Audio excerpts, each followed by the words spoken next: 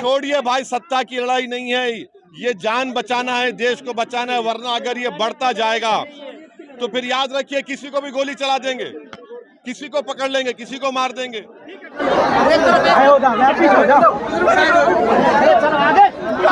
ये लोग रेडिकलाइज हो चुके हैं और ये जो मार रहे हैं मुसलमानों को, रेडिकलाइज हो चुके हैं लोग।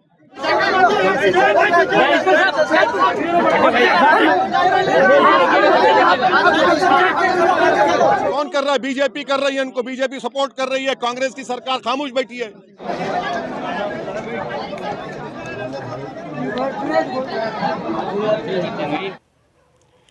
दोस्तों, मेवात इलाके के घाटमिका गांव में मृतक जुनैद और नासिर के परिजनों से मिलने के लिए आज बैरिस्टर आसुद्दीन ओवैसी घाटमिका गांव पहुंचे।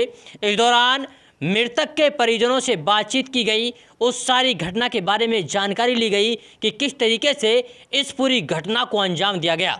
वहीं मृतक के परिजनों, गांव के लोगों ने बैरिस्टर आसुद्दीन ओवैसी को इस पूरी घटना की जानकारी दी और साथ ही उनके सामने बातें रखी हैं कि हमें इस पूरे मामले में इंसाफ चाहिए और साथ ही सीबीआई जांच के साथ साथ फास्ट ट्रैक कोर्ट में मुकदमा चलना चाहिए और जो आरोपी हैं उनको जल्द से जल्द फांसी की सज़ा मिलनी चाहिए।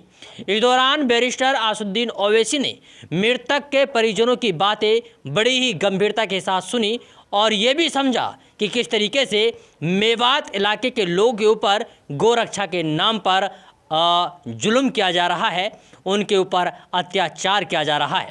खैर, इस दौरान बैरिस्टर आसुद्दीन ओवैसी को देखने के लिए और सुनने के लिए आसपास के इलाके के लोगों की सैकड़ों की तादाद में भीड़ जुट गई।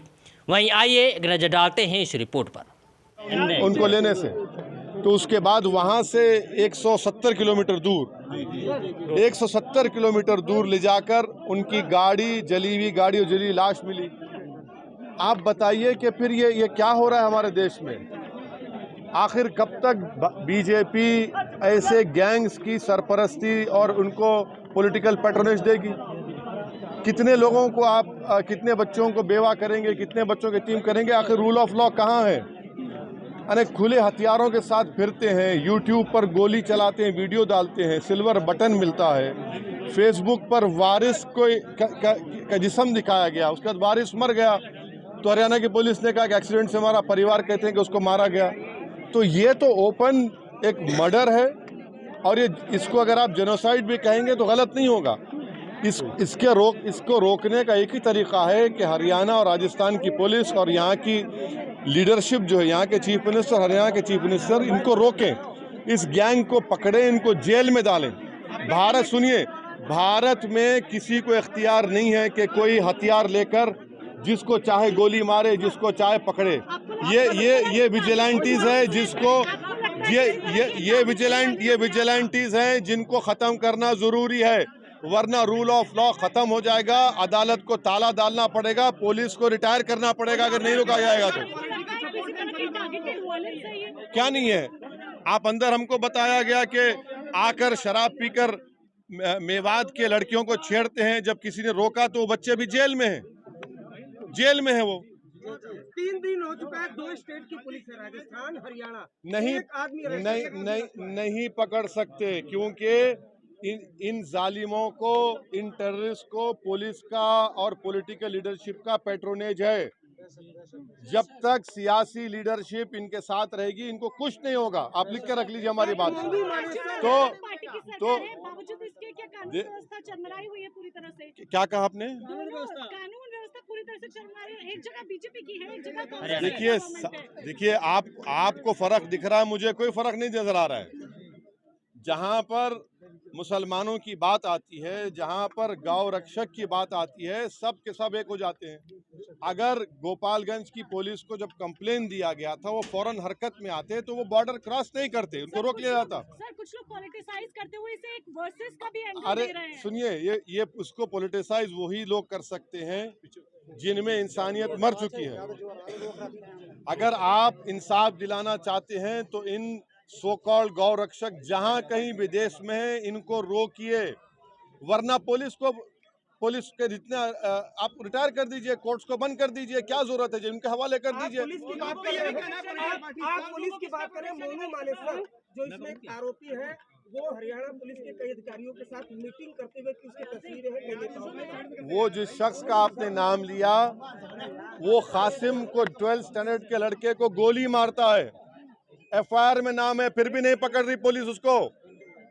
जिसका आपने नाम लिया, उसने वारिस को पकड़कर उसके वारिस के मुंह से खून बह रहा था, फेसबुक पर लाइव किया, उसके बाद डिलीट कर दिया।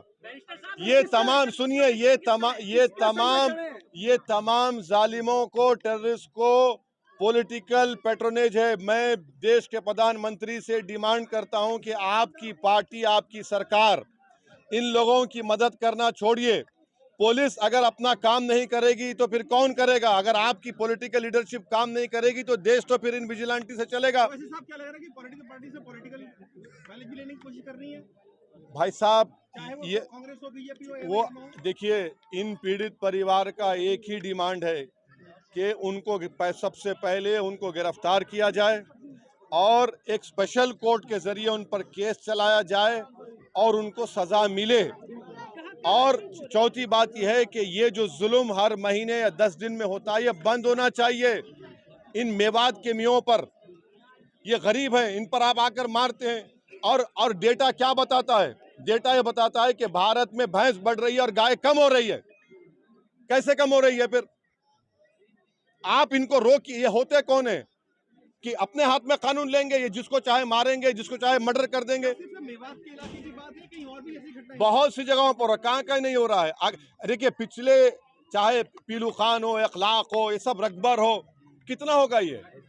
इसको सरकार को इन मिलिशियास को रोकना और सख्ती से कुचलने की जरूरत है। वरना आप कह दीजिए, सरकार कह दे कि भाई ये लोग ही पुलिस है, ये लोग ही कोर्ट है। उसके बाद देखिए क्या होता है फिर। क्या आप किस राह पर लेकर जाएंगे? ये लोग रेडिकलाइज हो चुके हैं और ये जो मार रहे हैं मुसलमानों को, रेडिकलाइज हो चुके हैं लोग, हाईली रेडिकलाइज हैं ये लोग। कौन कर रहा है? ये अरे कौन कर रहा है? बीजेपी कर रही है इनको, बीजेपी सपोर्ट कर रही है। कांग्रेस की सरकार खामोश बैठी है। अगर कांग्रेस की सरकार वहां पर फौरन एक्शन लेती, इनको बचा लेती, रोक देती, कुछ नहीं कर रहे हैं आप। अरे कांग्रेस अगर बीजेपी माहौल खराब, चलिए मैं अशोक गहलोत से कह रहा हूं कि पुलिस को भिजाइए हरियाणा में, उन तमाम बदमाशों को उठाकर लेकर आइए। आप नहीं जा सकते, पुलिस नहीं जा सकती हरियाणा को। आप नहीं, जब आपने FIR में नाम लिख दिया, जाइए PT वारंट लेकर उठा कर लाइए उनको। कौन रोक रहा है आपको? उनको अरे वो चुनाव की बात नहीं है। नहीं, ये चुनाव की बात नहीं है। नहीं, ये चुनाव की बात नहीं है। ये चुनाव की बात नहीं है, ये इंसानों की जान की बात है। सवाल मेरा पूरा ये कि आप लोग इस पे क्या करेंगे अगर आप सत्ता में आते हैं तो कैसे? अरे छोड़िए भाई, सत्ता की लड़ाई नहीं है, ये जान बचाना है, देश को बचाना है। वरना अगर ये बढ़ता जाएगा तो फिर याद रखिए, किसी को भी गोली चला देंगे, किसी को पकड़ लेंगे, किसी को मार देंगे। चलिए बस। और ये जितना भी आप इसका कंडेम करें वो कम होगा।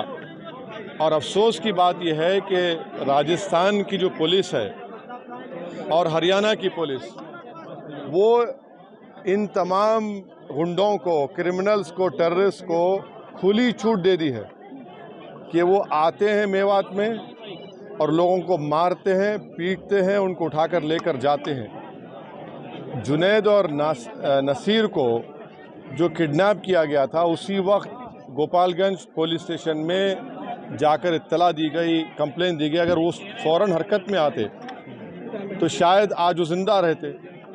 अभी उनके परिवार के लोग हमको बता रहे थे कि फिरोजपुर झिरका का जो CI है, वहाँ की जो पुलिस है, वो तो पूरा इस गैंग के साथ मिली भी है। और उनके परिवार के लोग ये भी बता रहे हैं कि जिस गैंग ने जो 6 एक्यूज जो है, जिनको एलिज एक्यूज है, FIR में नाम है।